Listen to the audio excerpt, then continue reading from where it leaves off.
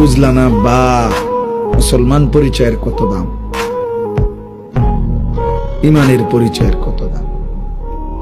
আমি গভীর রাত আর লম্বা করতে চাই না। ভাবলা না তোমরা, তোমরা আমরা বুঝাইয়া পারলাম না।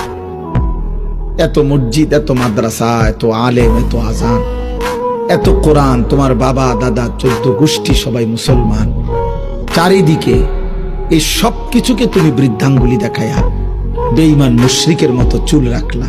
ছি ছি, এত এত আমরা সবাই তোমার দৃষ্টিতে পাগল ছাগল না?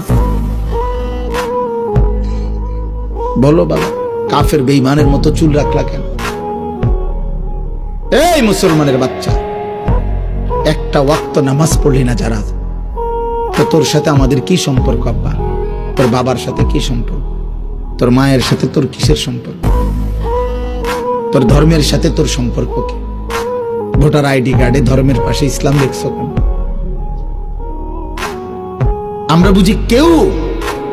আফসোসের বিষয় আছে, এত বিপুল পরিমাণ আমাদের কিশোর যুবক মুসলিম পরিচয়ধারী থাকার পরেও আজকে আমরা ইসলামকে বড় করে তুলে ধরতে পারছি না।